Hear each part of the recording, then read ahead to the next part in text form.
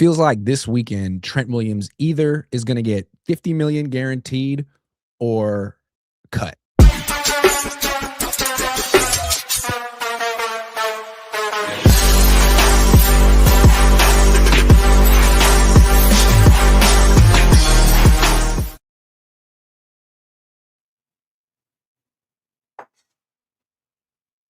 Oh, you're muted, Grant.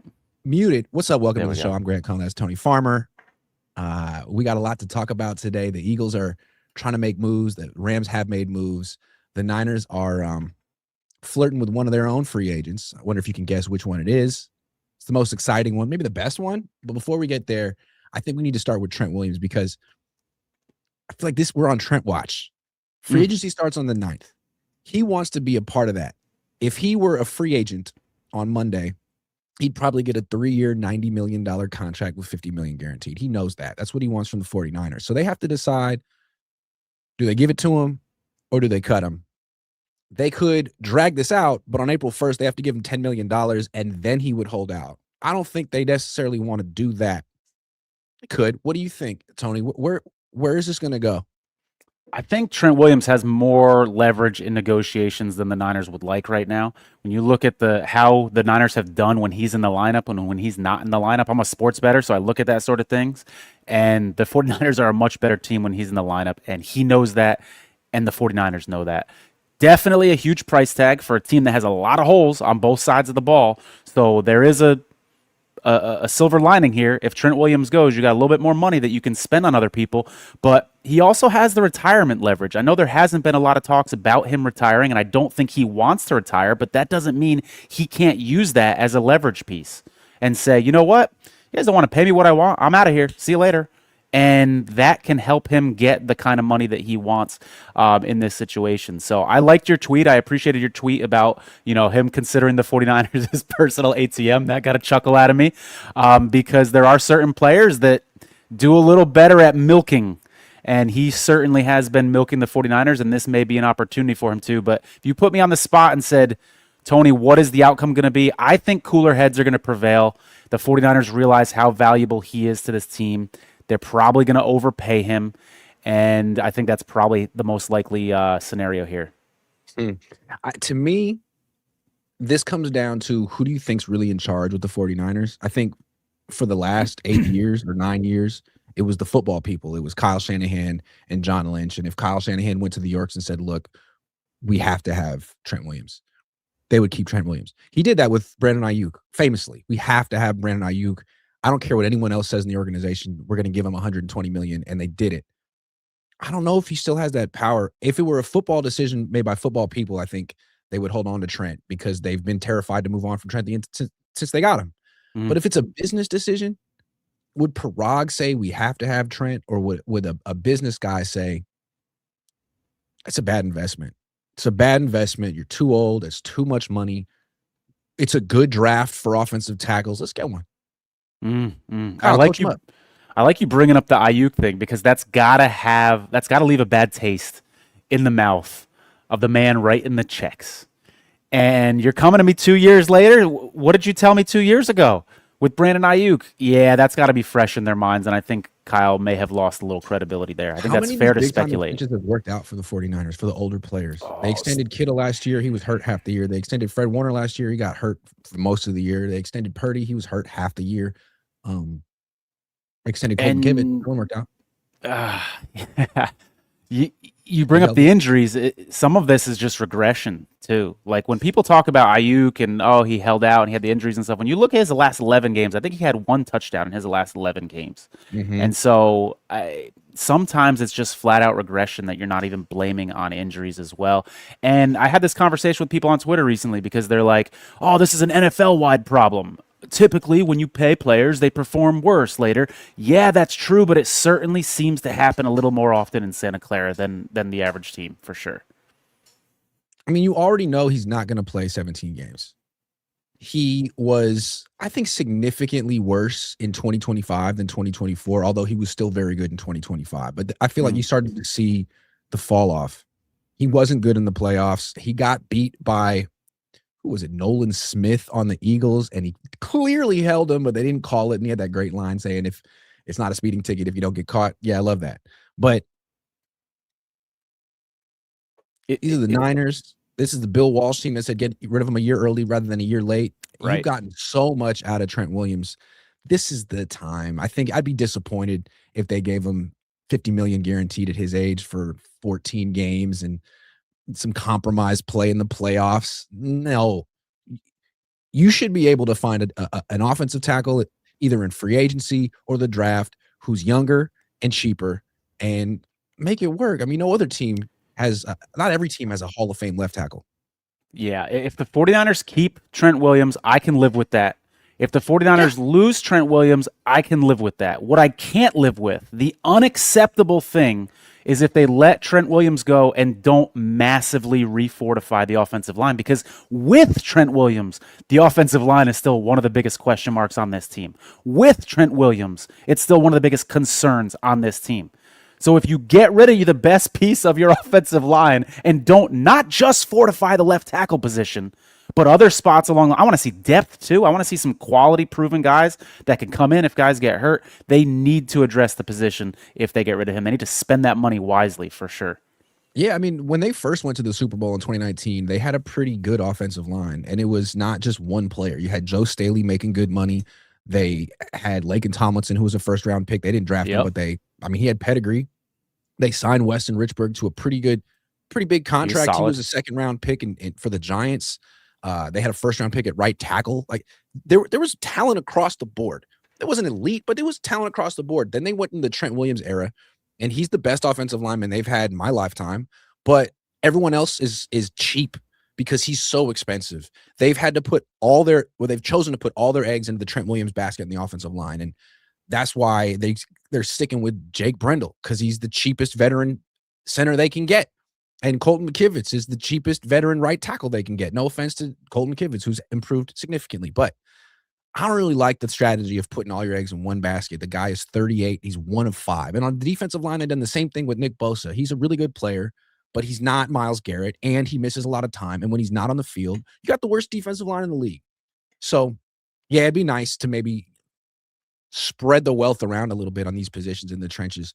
But according to The Athletic's Matt Barrows, the Niners have mutual interest with Ben Bartch to bring him back for a contract extension. I wouldn't imagine it would be expensive. This guy played 6 games last year and started 2. He's good when he plays, but that's very rare. He's not that old. Maybe this indicates that they are going to give Trent Williams the extension he wants if they're going to go bargain bin at left guard. What do you think of the return of Ben Bartch potentially? What I think is interesting is that pretty much the same day that rumor got out there, you hear that they're not going to be likely bringing back Burford, and they're going to let him test free agency. And if you look at those two guys, they're actually quite similar. They're both under 30. They're both former 4th-round picks. They both have some starting experience. Burford's played in 56 games. Bartch has played in 55 games. Both of these guys struggled with injuries last season. A lot of similarities, and they're drawing their line in the sand, and they're saying, we like Bartch. We probably want to bring him back, and see you later, Burford. You're good to go. Why do you think they like Bartch better than Burford? Well, when you look at, if you want to pull up his, if you have his PFF grades, he has improved as a pass blocker and run blocker, if you put stock in PFF, since he got to San Francisco. I think they see him as a schematic fit, and that he fits this scheme well, and that they can continue that improvement that they've seen from him. The problem is, if you want to compare Burford with Bartch, I would argue Burford's actually more durable. Burford, his rookie... You're more durable. Bartch. That's the thing, is why man. They like Bartch more than Burford, because Bartch is cheaper, because Bartch can't stay healthy. If Bartch were more expensive, if Burford were super injured all the time and they could get him for like $3 million, they would love Spencer Burford. The fact Burford's problem is that he's too durable. Yeah. I mean, his rookie season, he started every game his rookie season. I want to say he started 13 games a season after that. Bartch has never done that. Culture fit for the 49ers. We need you injured. That's what makes this decision curious. I do think, personally, I think when both of these guys are healthy, like if you could give me a magic wand and say Ben Barch is going to start 16 games, which I know is asking a lot, but I think Barch is a better player when he's healthy. That's my opinion. But the problem is he's not, and he's not out there. And that's a problem when you have Kristaps Porzingis of offensive linemen. That's a good analogy. I like that. I like that. Saying. I like that. It's on a team that's the most injured team in football. Come on. What are you doing? Have some self-awareness. Here's the thing. Spencer Burford, he was injured early in the season, but then he had like how many starts did he have? He played well at the end. I mean, well enough. When I say he played well, he started 9 games last year. Yeah. And I think they were in a row.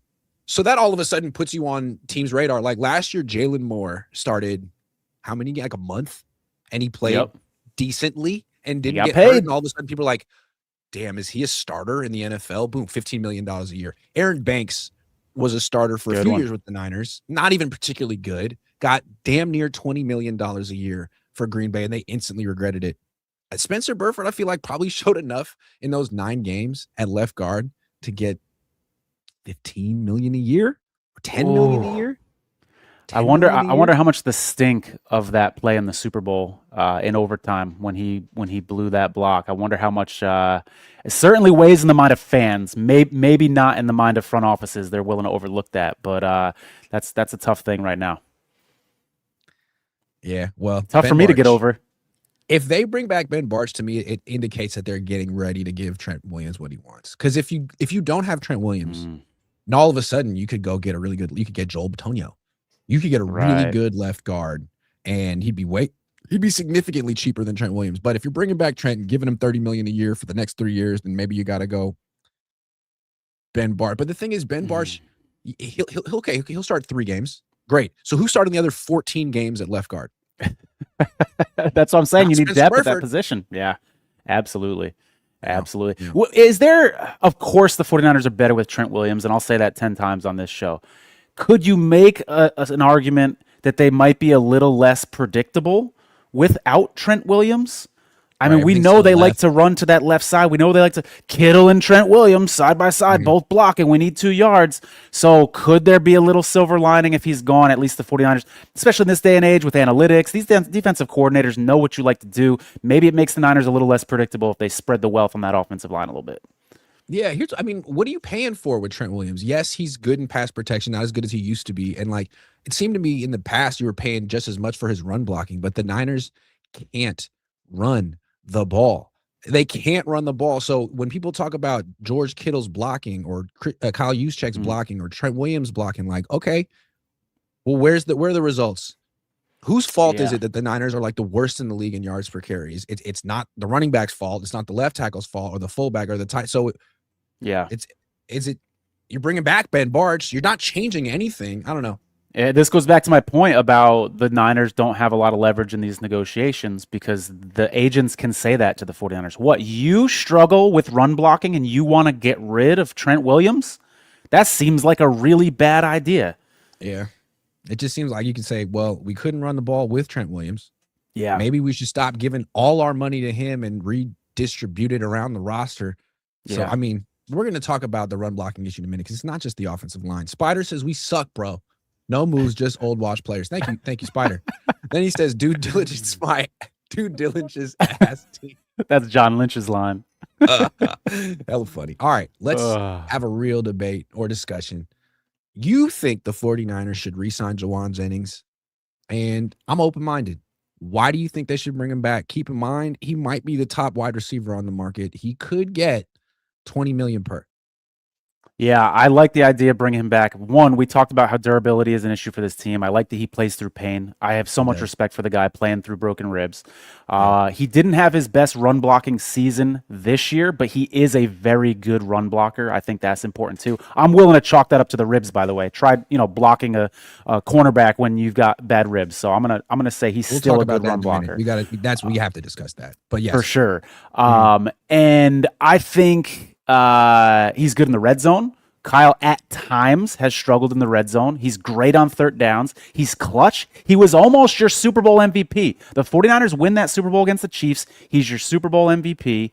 Yeah. I think he's a good locker room guy. So all these intangibles that I'm – what's that? He can throw. He can throw, which, we laugh about that because it only happens 1 or 2 times a year, but it is in the back of the mind of defensive coordinators. They have to be aware of it. It's something they got to bring up at a team meeting. He threw as many touchdown passes in the Super Bowl as Brock Purdy. Did he not? And he caught the other touchdown pass from Brock Purdy. And then in the NFC divisional game, did he not throw as many touchdown passes as Brock Purdy against Philly? You are preaching to the choir here. I love me some Jauan Jennings, but what's driving me nuts here is that when I'm on 49ers Twitter right now, Grant, this is the sentiment. I'm going to summarize the average 49er fan's belief right now from what I see from my followers. We like Jauan Jennings a lot. He's a dog, but he's not worth 20 to 25 million. And I just want to retort to that. Okay. One, where does this 20 to 25 million dollar number come from? I know it's been reported. It's either, if it's true, it's either coming from the player's agent or from the 49ers. How many other 49ers aren't? Spotrac market value has him at 22.6 million. They say he could, and they're not always right, but they're average. Right. They're guessing that he's going to sign a 3-year, $67 million contract. That's a lot. That's a lot of money, but I just want to start there. I don't believe that number. I think that there's a chance the 49ers are leaking this number out there so that if Jauan Jennings doesn't sign with the 49ers, 49er fans they're already on board. Half of 49er Nation right now, half of Niner Nation is already on board with Jauan Jennings leaving because they think that this price tag is too high. True. If he goes away, imagine he gets signed by Seattle. Imagine he gets signed by the Rams. Everybody's saying he's going to go to Tennessee, and that's palatable. Imagine he signs with an NFC team, not even necessarily NFC West team. That's going to hurt. And I think, and by the way, sorry, one other thing. The Seahawks can afford him because they paid Cooper Kupp, which was stupid, although he was okay for them in the playoffs. And right. I don't think the Rams, I think he's too much like Puka. But I don't know. Maybe I'm wrong. Who knows? Who knows what's going to happen between now and then? Puka.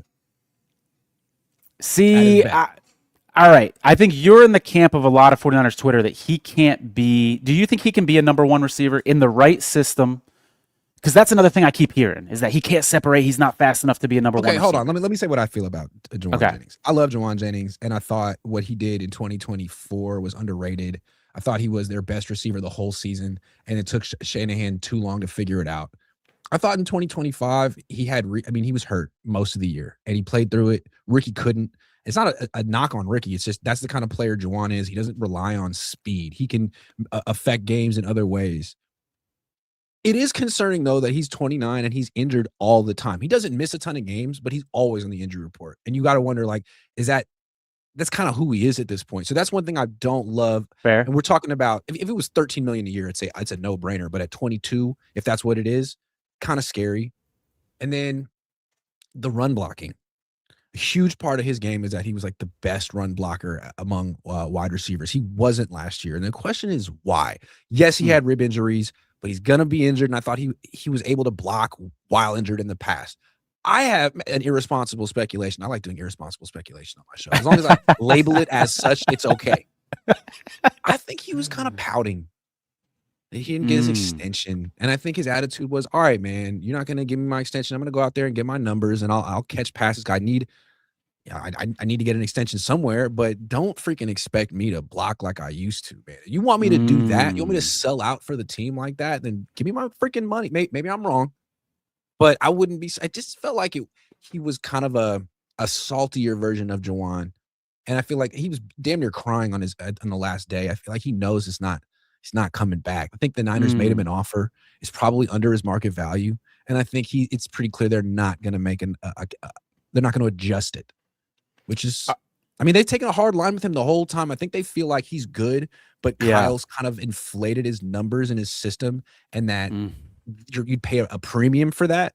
And rather than pay that premium, just create the next guy. Like, I really think Kyle thinks he can get the same production out of Demarcus Robinson, but Kyle's often wrong. And I think one of the main things in your favor in this argument is how strong the connection is between Purdy and Jennings. Yes. I think Purdy trusts him more than he ever trusted Ayuk.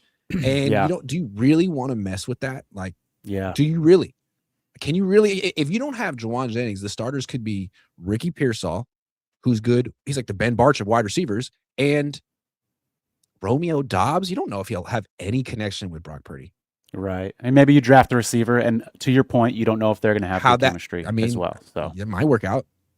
Right, Yeah. right, right. Going back to your Yeah. point about the run blocking, Pearsall's run blocking got worse last year too. So PFF had him as a 62.2 run blocker 2 years ago, and he went down to 47.9. The year the 49ers went to the Super Bowl against the Chiefs was that 2023. Yeah. They had three of the top five run blocking wide receivers in the NFL. This last season, their best run blocker was Demarcus Robinson. He ranked 18th according to Pro Football Focus. You want to know who their second best run blocking wide receiver was on the team? Sky Moore. Oof. Little Yeah, Sky sure Moore. wasn't And Kendrick Robin Bourne. Yeah, and Robinson and Moore were barely on the field that much. So the 49ers went from an absolutely elite run blocking wide receiver group to truly one of the worst in the NFL. So your pouting theory, I'm open to it about Jennings, Yeah. but I think it's more likely that there's like, was there less of an emphasis on this in training camp? Is this a different coaching approach? Like, I think there's something bigger going on to explain how this became a strength to a huge weakness. Ashley says that he was so bad against Seattle in the playoffs. Remember that breakdown from Kurt Warner? Yes, I do. Couldn't get open for shit. Was half assing routes. Here's my concern with extending Jauan. I feel like the Niners already got the best of Jauan's career. We saw that. That was the last 3 or 4 years. He might have 1 or 2 Jauan seasons left, but you're paying a premium for it. And it's not my money, but I feel like there's a better use of $20 million a year, like in the trenches. But I guess that's I'm how I feel. okay. And I don't know. Maybe I'm wrong. I'm Maybe he'll okay age paying that gracefully because he 20. doesn't rely on speed. Yeah, all right. Well, let's talk about that speed thing for a second, because this is another thing I hear on 49ers Twitter a lot. They're like, Jauan Jennings is one of the slower wide receivers in the NFL. The 49ers need to get younger. They need to get faster. Why can't two things be true at once? I feel like this is very black and white thinking. Like, yes, it's true. Good point. They need to get faster. But that doesn't mean you want 6 speedster wide receivers. You still need that possession guy. You still need someone like Jauan Jennings. This isn't Madden where you want 6 flaming wide receivers. You need that guy that's a dog in the red zone. And so two things can be true But I at think once. the Yes, they problem need is, to get though, younger. like, Yes, they if need to he's get a faster. starter And for you, if he's a starter for you and he's like lining up at X, like ideally you'd like your X to be Julio Jones, to be that size and have 4.4 speed. And he clearly doesn't. IU did have the wingspan and the speed. I feel like Jennings is right. probably at his best in the slot, and you're not paying him to be a slot receiver. I mean, these are the things with Jauan Jennings. Like his fit on the outside, his price tag. And again, on the Niners, it's like, are you really going to throw him the ball enough to justify the contract? Now, he will be significantly cheaper than Brandon Ayuk, and he put up similar numbers. So I could see. I just don't think they're going to do it, and I could see them seriously regretting it because their track record of bringing in guys. I mean, who's the last good wide receiver they drafted? Jauan, proven him. So Yeah. Him and Ayuk would be, the Demarcus two Robinson of was pretty good at these the end of the year, though. He had that really big catch early on against the Eagles. that whole He was game. like 32. Yeah, for sure. And as we said, the best run blocking wide receiver on the 49ers last year too. So I don't think Robinson is a starting wide receiver though. I like him as like a number 3 or number 4. But one last thing on Jennings' speed. Everybody's saying that like he's slow. He ran a 4.72 40. That's Anquan Bolden's speed. Anquan Bolden played opposite Larry Fitzgerald, who wasn't that fast, and he was fine. I'm not saying Jauan Jennings is Anquan Bolden because I have so much respect for that guy, but just this idea that you need all these speedsters for an offense to run efficiently, I just don't think it's true. I think there's a He's spot for also him back not on this that team. slow. I think his get off, like his acceleration isn't that great, which is why he got the 4.72. But I mean, he makes long catches. You can run him on deep crossing routes. You've seen him pull away from defenses. I think he's hit 18, 19 miles an hour.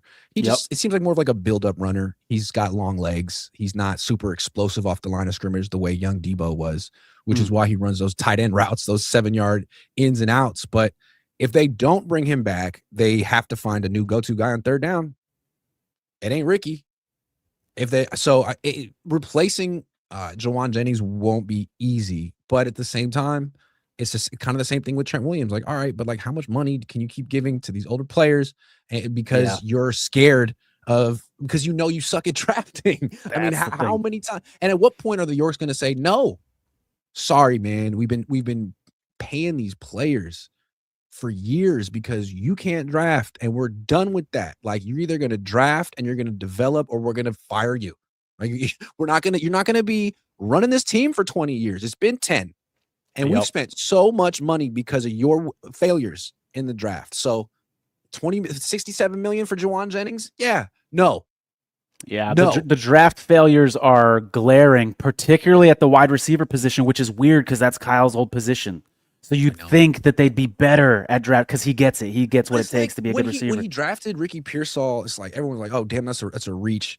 But then you see him, it's like, okay, I see what Kyle sees.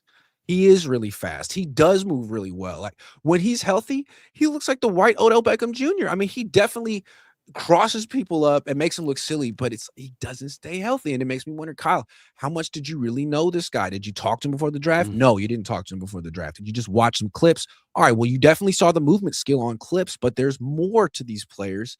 And you took this guy in round 1.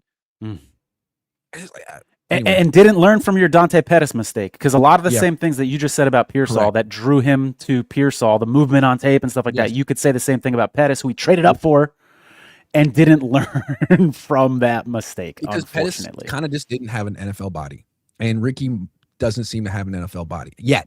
Maybe he will this year, but that seems to be where, all right, man, he moves really well. He's 6 feet tall. He's 190 pounds.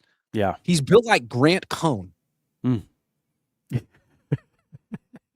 My parents wouldn't let me play freshman football, man. They took one look at me. They're like, you're not built for it, kid. Grant, we disagree a little bit on Jennings, but can we agree on this? The move, which is easy to say in hindsight, was to pay Jennings instead of Ayuk. That was the move, because he would have been cheaper at that point. Yes. And you have Jennings locked up right now. Yes. That was the move. Absolutely was the move. SCJ family says, why not sign Pearson Dobbs, free agents for needs, and draft for best available? See, I just think that Pierce would be a terrible fit for the 49ers. You can't replace Jennings with Pierce. Jennings is your go-to guy on third down and in the red zone. Pierce is a guy who catches 3 long passes a game. And you don't have a quarterback with a big arm. You don't have Sam Darnold. You have Brock, who wants to throw the ball over the middle, which is a risky throw. And he wants a 6'3" receiver who will sacrifice his freaking life to go get that ball and come down with it. And you're making my Jauan Jennings case, because that's who Jauan Jennings is. That's who he is. Yep. That's who he is. Yep. He always likes to throw, and he wants to throw to Kittle. He wants to throw to big receivers. I would not replace him. Dobbs is a younger, smaller version. Dobbs is DeMarcus Robinson. That's who Romeo Dobbs is. He's fine. He's not a bad player. He could start. No one is scared of Romeo Dobbs. I guess my thing again is like, the Seahawks aren't scared of Jauan Jennings. Maybe other teams are, but it seems like you got a freaking problem. You got a Seahawks problem. Nothing you do against them on offense works. And you really want to spend $20 million a year on a guy who just got freaking shut down by it's like he ain't the answer against that. Now, maybe that's fair. Maybe you just say that's an all-time great defense, and a lot of people are going to struggle against them. I don't know what to say, but you're looking for answers against Seattle, and he's not necessarily it. You still got to add something to your offense after that.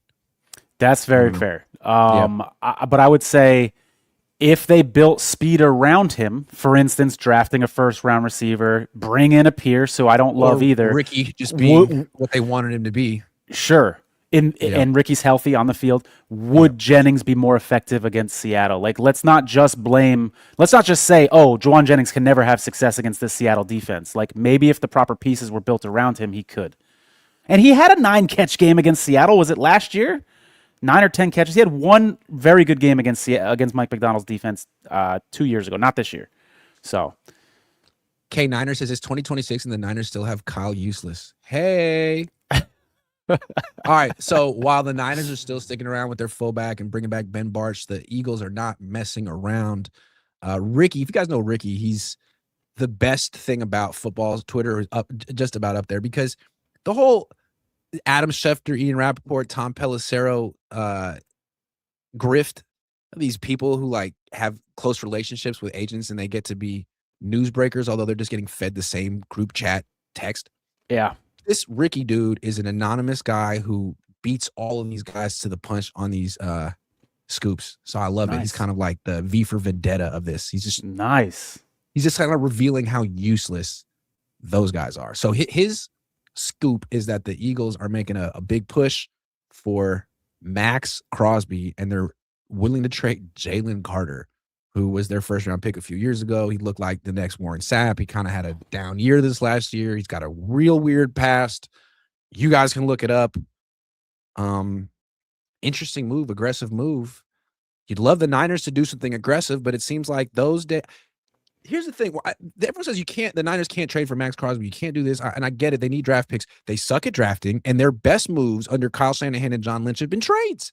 Very true. Them trading for Trent, them trading for Christian, even them trading for Jimmy was essentially a good move. You knew what they were. You brought them in, and you put them in a good situation, got the most out of them. Like, if you brought in Max Crosby, guess what? He'd be great. The worst thing that would happen is you're spending a lot of money on a great player. That's the worst thing that would happen.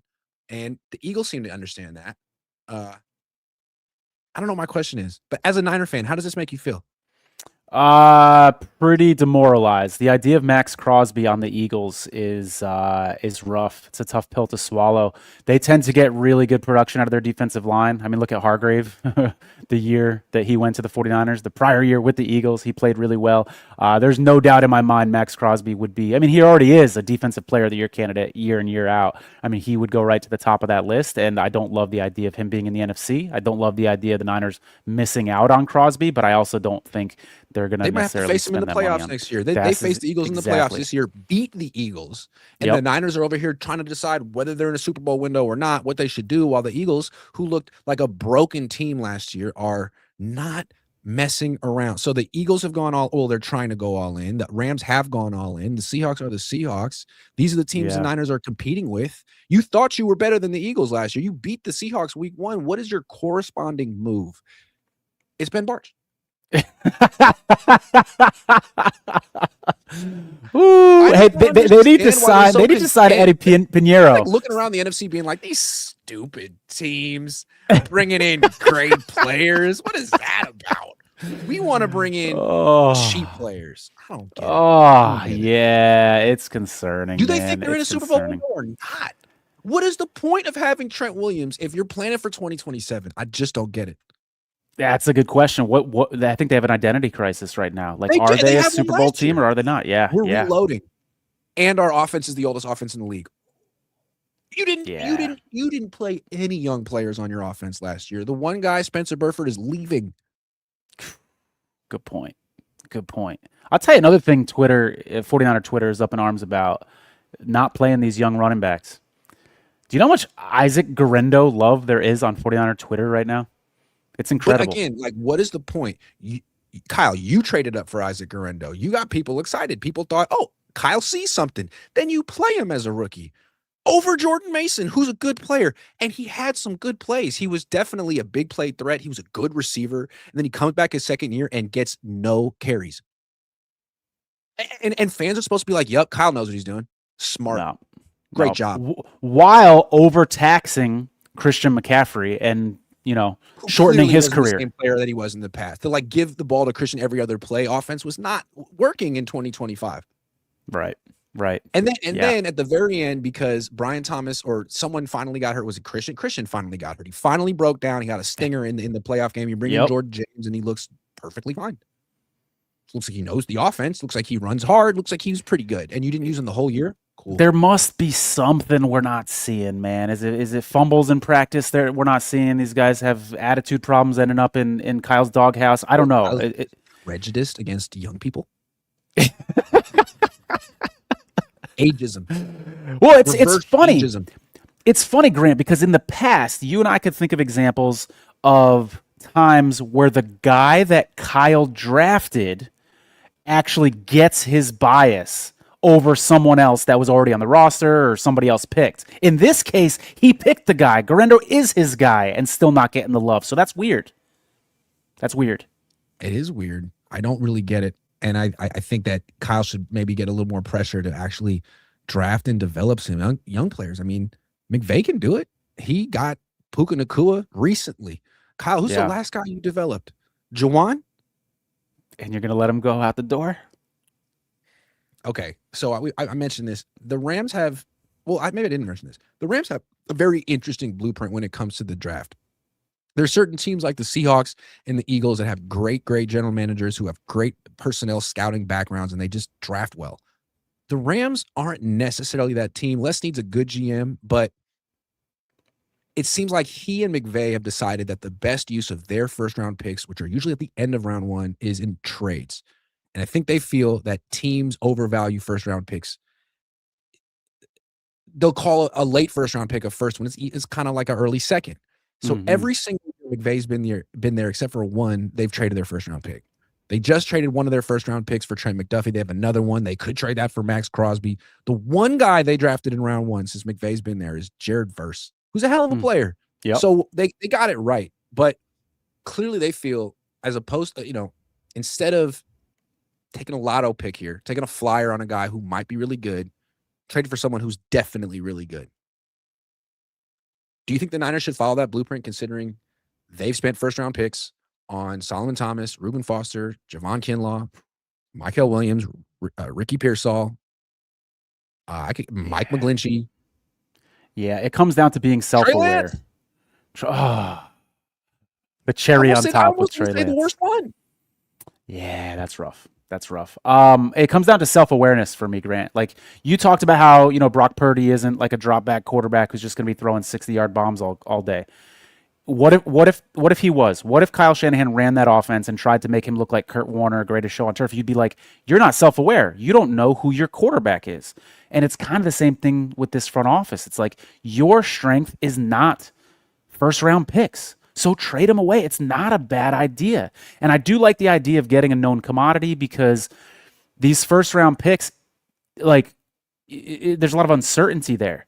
You know what you're getting with a veteran. You know what that ceiling is. You know what that floor is. So absolutely, man, I like the approach. The downside of it, though, is cost, right? Like first-round picks are cheaper generally than these big free agent signings or these big trade candidates that you're bringing in. So that's the downside, and it is a cheap organization, has been the last couple of years. So maybe that's why they don't take this Rams approach.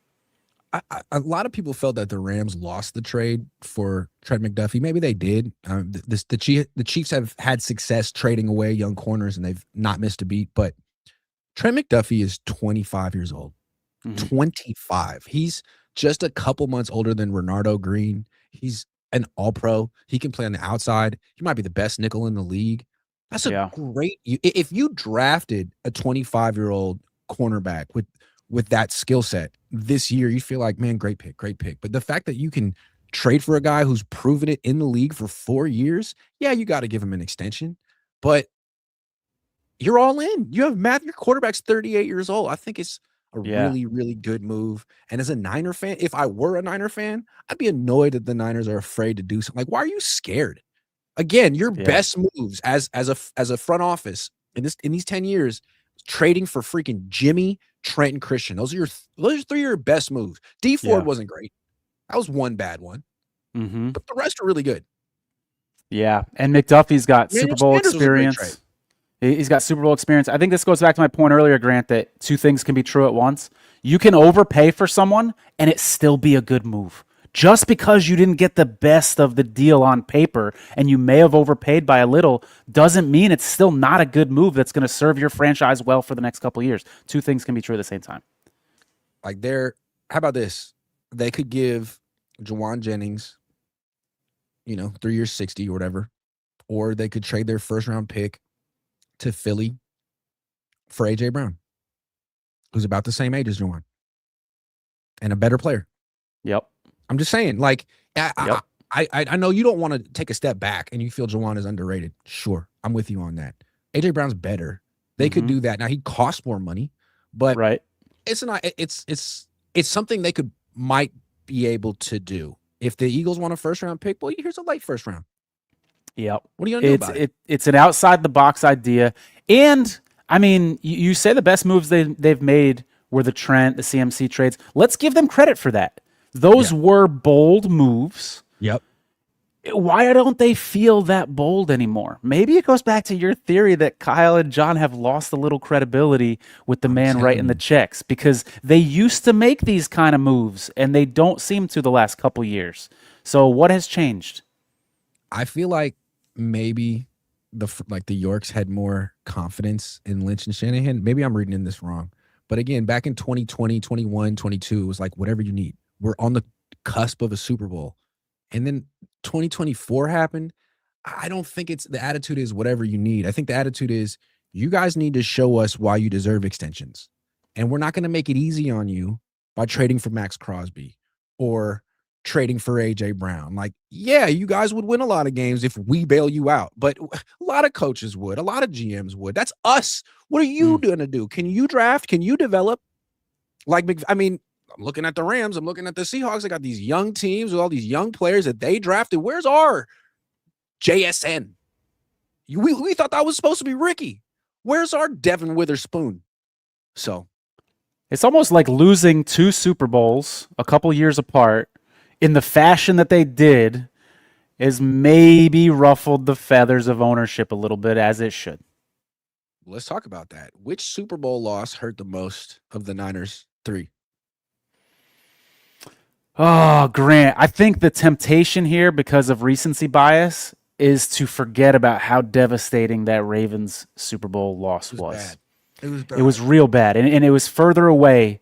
So, and it maybe for the younger fans out there who were a little younger during that game, it was rough. And the reason I'm going to say that game was the worst of the 3, I got a couple reasons. One, if they had won, I think Jim Harbaugh could have stuck around longer. So while that game was devastating, I think it had a ripple effect. He might have won the Harbaugh-Balky drama if he had won a Super Bowl. 2, with the whole lights going out, 49ers having no chance, you got your hopes up. Against Mahomes in the other 2 Super Bowls, you always knew Mahomes was on the other side, and even when the 49ers had a lead, you could never get too comfortable. Grant, that Ravens Super Bowl, there was no doubt in my mind the 49ers were winning that game. This was going to be another go through the 49ers history, the catch 2, the catch 3. This was going to be a great moment in 49ers history, and I'm watching it live. They are winning this game. It's going to be one of the greatest stories in the history of the league when they come and win this game. He did. Flacco lit them He up. Absolutely did. I mean, just scrambling around and Alden just Smith, Justin Smith, Patrick Willis, Marl Bowman, get some. Carlos Rogers, Anquan Bolden. The Niners, that's one of the reasons the Niners got Anquan Bolden, because he whooped their ass so thoroughly. Absolutely. Yeah.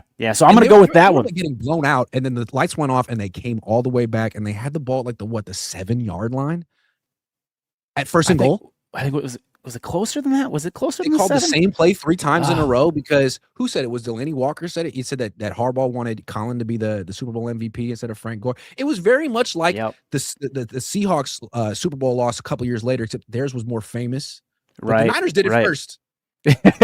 They sure did. They did it first. And I'm gonna repeat what I said earlier, Grant. If the 49ers win that game, let's say Frank Gore gets a handoff and scores a touchdown. That is probably the greatest game in NFL history in terms of like the impact with that comeback with the weirdest. Yeah. When do the lights go out in any NFL game? Never mind during the Super Bowl. Probably still in the league. Might be still with the Niners. Imagine that. Imagine that. Yeah, that. So I'm gonna go with that one. I'm gonna go with 2023. Here's why. They lose in 2012. Heartbreaking.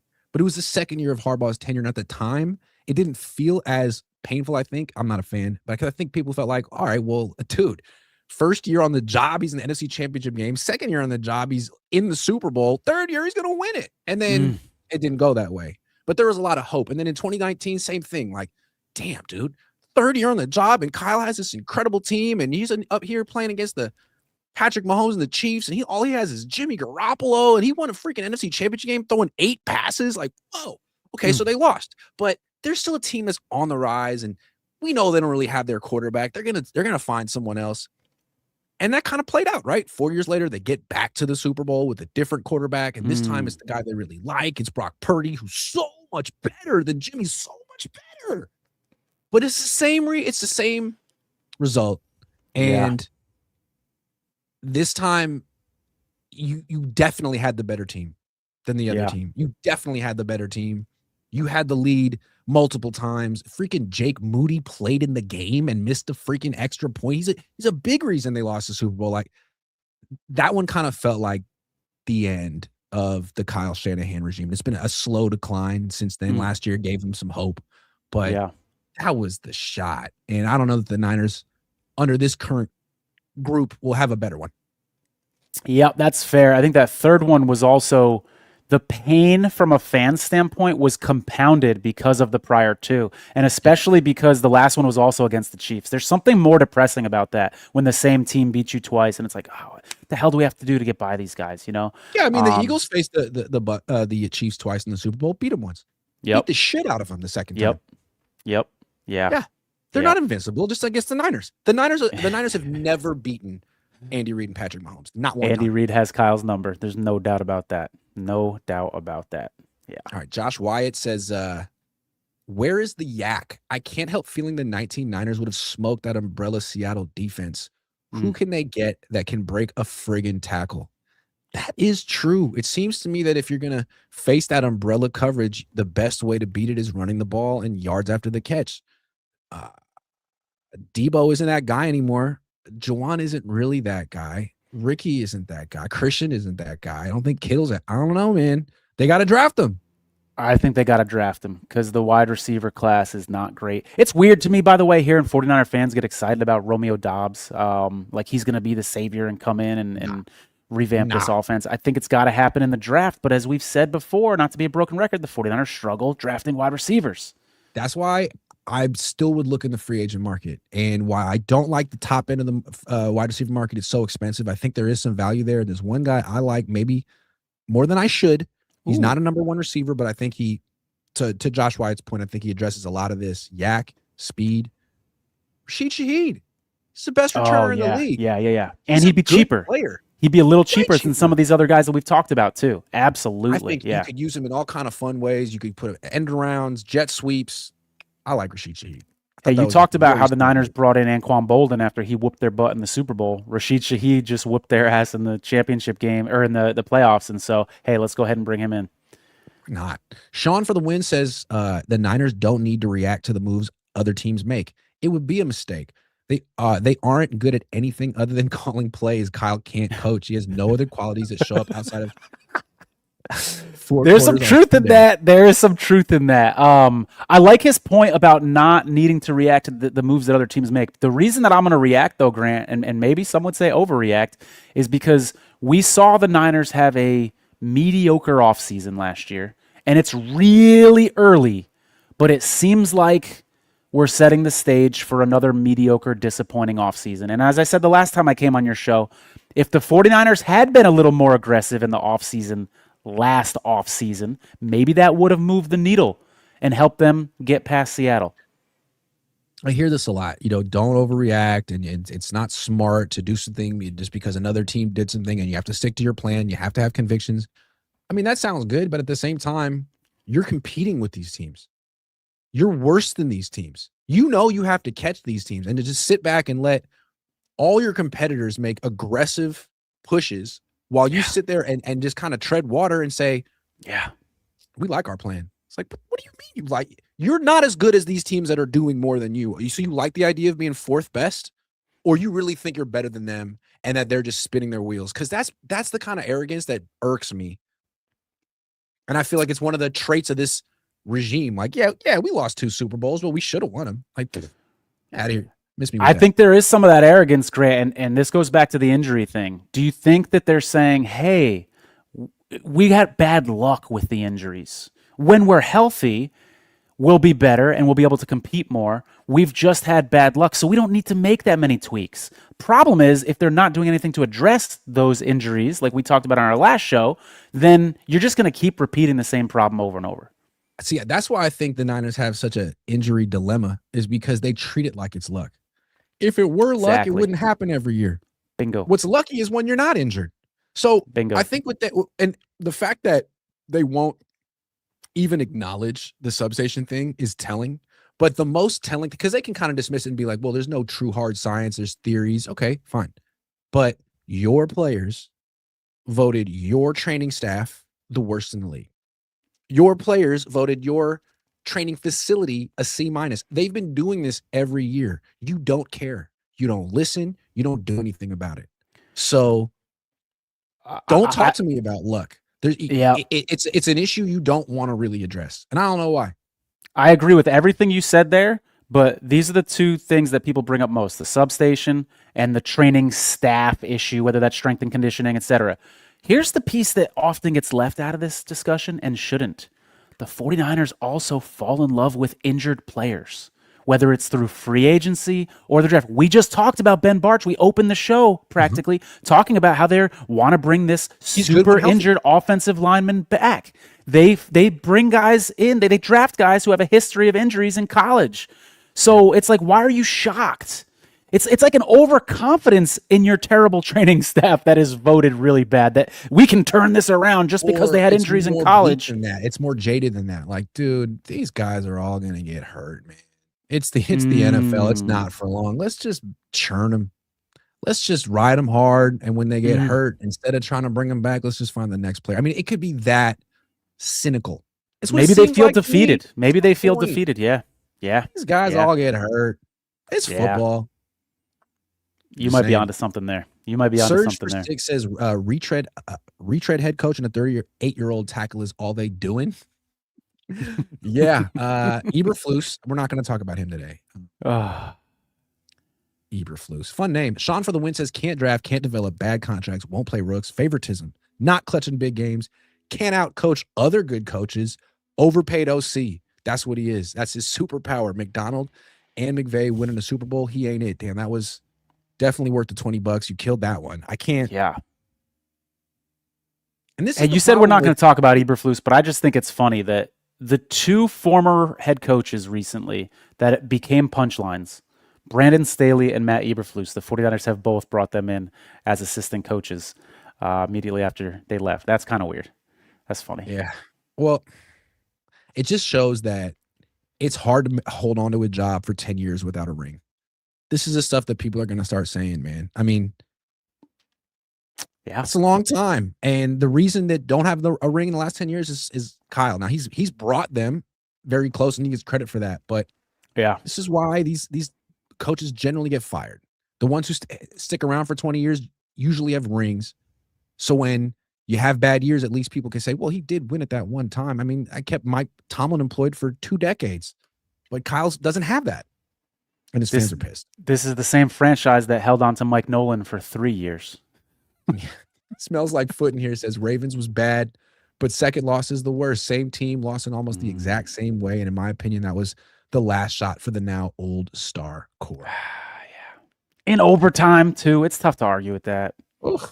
They're all very painful. Joseph, the fact that the Niners got outscored 21-3 in the second one in the fourth quarter was like, the game all turned. They had a 10-point lead with 6 minutes left. And then they gave up the 3rd and 15. It was like, okay, that's pretty bad. Yeah. And they felt, that's Bosa got held on that. Joseph Ehrenberg says, no disrespect, but Dobbs would be injured by week 3. I'm going to look up Romeo Dobbs' stats right now because I'm curious. I know he's often injured. Every time I started him, I freaking regretted it. God. Let's see here. So Dobbs played, it's actually not as bad as I thought. So he played in 16 games last year, 13 the year before, 17 the year before, and 13 the year before. So solid. He's more durable than I thought before I looked at that, if I'm being honest. I think it's the Guardian cap. I don't like it. It looks funny. I would wear one of those. Vermilia Sports Report says, soon on AMC, the fall of the Niners, 31 years and counting. This guy has a little too much fun with the Niners troubles. Okay, so do I. I want to do this. Let's look past. Let's look back. We're celebrating 10 years of no Super Bowls with this current regime. And in honor of their accomplishment, and free agency is about to start. And we've talked about how they've had their biggest wins really in trade market. They've had some mixed results in the free agent market. Let's remind people. Let's start with the positive, the wins, the best free agent signings of the past 10 years for the 49ers. All right, great. You name someone, I'll name someone. Okay, back and forth. How about their very first free agent signing ever? Jauan Williams. They got 5 seasons out of him. And for a while, he was one of the better slot corners in the NFL. That's a great call. I have him down here too. That was an excellent free agent sign. How about Robbie Gould? Dude, he was my number one. Robbie Gould was number 1 on my list. And here's why, Grant. When you talk about the best free agent signings, it's not just about the guy who moves the needle. It's also about the bargain. And if you remember, Robbie Gould was actually on a prove-it contract because he had that weird season with the Giants the year before where he only had kicked 10 field goals. So they brought him in cheap and ended up using the franchise tag on him. I think Robbie Gould is the answer to this question. Yeah, he's great. People don't even remember him. I think Eddie Pinheiro is up there. He freaking saved them last year, and Matt Barrow says they're working on an extension with him now. I don't see how they could possibly let him go. He's a hell of a kicker. Yep. And if they had Gold or Pinheiro in that Super Bowl against the Chiefs the second time, they might win that one. Yeah, that extra point by Moody. Hey, I want to give Jake Moody credit. He did hit a clutch field goal at the end of the fourth quarter. The extra point hurt him. He just got re-signed by Washington today. He was actually pretty solid for Washington. Maybe he just, had a lot of pressure for being a third-round pick. Not his fault. Maybe now that's behind him, he can just be better.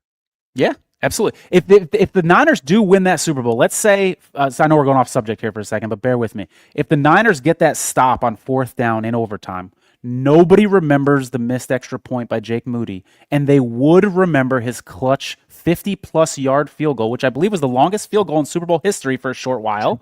They remember that. He goes into the offseason as a semi-hero, and maybe that helps his confidence going forward if he is a little bit of a head case. Yeah. So I'm just saying, don't get me wrong, Jake Moody gave me a lot of pain and suffering over the years, but I think he does get a little too much flack for that missed extra point when he nailed that clutch field goal in the fourth quarter. He did revive his career. Yeah. So give him credit for that. All right, we'll see. I got this more. Travarius Ward was a good signing. Oh, that's a good one. Big one. Oh, okay. Good signing, and I don't think they should have let him go. I would have liked to see. I know that he had those personal struggles, and his on-field play definitely diminished. But why? He made it real clear. He did go through some personal tragedy. That's true. But he made it clear, look, he wanted an extension, and the Niners gave it to Ayuk, and they gave it to Trent, and those guys held out and weren't even around. Travarius was like, yo, I'm here every day. I do everything you want. I'm just as good as these players. I'm not holding out or making this public, and maybe I should. I think he was disillusioned. And that's why I come back to Jauan Jennings. Jauan got the same treatment. Yep. Hey, man, it's just not in the cards for you. And I feel like it's human nature to sort of be like, well, my heart's not in it anymore. It's a job, and I got to do what I got to do for my family, and because I know I'm going to be a free agent. But you want me to block? You want me to tackle? No, man. We'll see. Yeah, Travarius Ward is a good one. That wasn't on my list and should have been. That was a really, really good one for you. I'm going to throw Juszczyk out there. I know that you're pretty critical of Juszczyk, but just based off of longevity and how much how much juice they've squeezed out of this guy, I'm going to say that was a good signing. And it was, more effective earlier in his career, but this offense, he is an important part of this offense. As much as we make fun of Juszczyk, and he's been around for a while, I'm going to put him on this list. I see you rolling your eyes, you disagree, but I think Juszczyk belongs at least in the top 5. No, it's not that I disagree. List. I just don't like him. So you can say it. I don't want to say his name or think about him, but you're absolutely right. I wasn't going to say it. So, yeah, I'm never giving him any credit for anything. Mac Jones. There we go. That's a good one. Great That's a good one. Wasn't on my list. I should have been. Yeah. Freaking Sam Darnold. They will use him. But they were the first team to sort of say, no, there's a quarterback here. Yep. That's a good call. And Kirk Cousins after they sign him this offseason. I've only got one. I'll go ahead. I've only got one more left. Richard Sherman. Yeah. And if they had won that Super Bowl. Because they didn't win the Super Bowl, maybe he goes down to 2 or 3, but I think that was a good signing. He gave up that catch to Sammy Watkins. We remember that. Yeah, that was tough. But you're right. And then I would say also Samson Ebukam was a good signing. They didn't. He was good. He was a good player. Yeah. And also Arden Key was good. Did they trade for Arden Key or did they sign Arden Key? They signed Arden Key. I don't remember, to be honest. But yeah. Good call with Ebukam. Yeah. That's my list. Now let's do the other side. The worst free agent signings of the past 10 years. You start with a name. Malcolm Smith. Malcolm Smith. He had 22 solo tackles after signing that contract with all sorts of guaranteed money. I want to say it was like $12 or $15 million guaranteed. Someone can fact check me on that. I think that they fell in love with the fact that he was a former Super Bowl MVP. They got And he next fit to the nothing out of him. system. Right. There's that too. Yeah. He did fit that, but He was with that's Seattle. He tough. had that one play. Then he went to the Raiders, and they were disappointed, and the Niners gave him a 5-year deal, and they signed Reuben Foster in the same offseason. Oh, I mean, drafted. brutal. Okay, so that's a bad one. How about Jerick McKinnon? Oh, Remember when the Niners signed him? They acted like he was Christian McCaffrey. They're like, oh my God, what this guy is going to unlock in our offense. And then he got hurt back-to-back years. He tore his ACL in practice back-to-back years. Could have been the substation. Hard to say. yeah. This conversation is tough for me because it's like, how do you define a bad signing? Is it like a bad decision? And then when the guy gets hurt, it's kind of like, I don't know. That's tough. But I agree. I had high hopes for McKinnon. I was really excited about seeing him in the 49ers offense when they first signed him. Yeah, I guess I would say just, a lot of money that didn't work out. Yeah. That's I can understand good the criteria. decision. Javon Hargrave. Yeah. You wouldn't give that money to DeForest Buckner, and then you turn around and give it to Javon Hargrave a few years later, and he does a whole bunch of nothing for you. Grant, we could do a whole show on the Buckner thing. I'm still not over it. It's disgusting. Still not over it. Such a bad decision. Devondre Campbell. That was terrible. The fact that he quit on the team, so that's like a double whammy. He was a little bit disappointing on the field, and then you had that on top of it. Are you not like checking the mental makeup of these guys? You brought in a quitter and didn't know he was a quitter, and he quit on you. Not good. Not good. One more. Brian Hoyer. I mean, it was a long time ago, but you unironically signed him to be a starting quarterback. He lost all the games. You had to go to CJ Beathard. It was so bad that you might not have made it to year 2 if you hadn't traded for Jimmy Garoppolo. He won those 5 games. And you ran off Colin Kaepernick to bring in Brian Hoyer, which was really controversial at the time, and no one cares anymore. But Brian Hoyer, man, that was like a 6-game experiment. That was like when the Raiders signed Jimmy, or when the Raiders signed Geno. Kind of like that. Yeah. Here's why Brian Hoyer isn't on my list. I think that was maybe by design. They were rebuilding and they didn't want to win a lot of games. They wanted good draft picks. Point. So I think they got exactly what they wanted. They got what they wanted out of Brian Hoyer. Yeah. Yeah. He was the human tank. Yeah. All right, my last one. You're going to love this one. I'm so glad this isn't on your list. It's Luke Farrell. It's Luke Farrell. He's number 1. He's the answer. Great. Now I will give Luke Farrell this. He has an opportunity if he stays with his team to turn this around and not be the worst signing. But as of today, he's the worst signing. 3 years, little over $15 million contract, $11 million in guaranteed money. He had 11 catches, and I know they didn't bring him in to catch the ball, but he was also bad as a blocker. He allowed 2 sacks this season on 36 pass block opportunities. He lost a fumble against the Jaguars game. They only lost that game by 5 points. Luke Farrell made this team worse. If Luke Farrell doesn't fumble that ball against the Jaguars, the 49ers are the number 1 seed, and Seattle's going to San Francisco in the playoffs. You decided to pay a backup tight end that kind of money. He got outplayed by Jake Tonjes, who nobody had ever heard of before. I like Jake Tonjes a lot, by the way. This is an embarrassing signing. Whether he gets cut this year or continues to be mediocre as a third tight end, an overpaid third tight end in the future, no matter what, this looks like a terrible decision. That's a good rant. I'm mad that I didn't have him on my list because you just made a great case for Luke Farrell. That's the best. That was their big swing last year. I remember we asked Kyle Shanahan about it. He was like, I mean, could you understand what you can do with 2 tight ends who can block? To understand the way that bounces? Like, yeah, sure, dude. You're not going to play this guy. You're going to play use check all the freaking time. And when this guy does play, he's going to be awful. Jake Tonjes is way better. Anytime they throw the ball to Luke Farrell, it's a mistake. Yeah. Anytime. Yeah. And here's the thing. A small 6th offensive lineman who's not good at blocking. Yeah.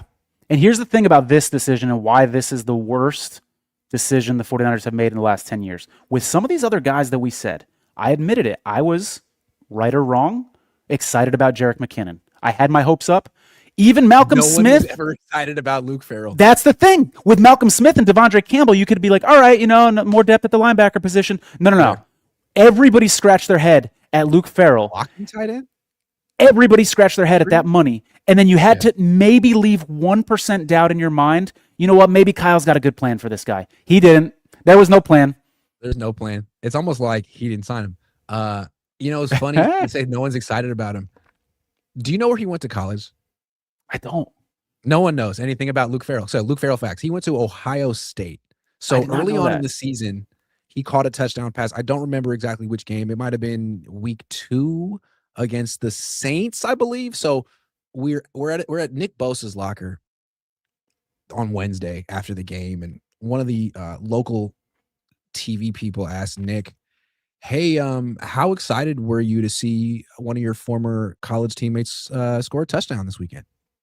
And Nick gives him this look like, and he says, "Who?" And the guy's like, "Luke Farrell." And Nick goes, "Oh yeah, Luke did go to school with me.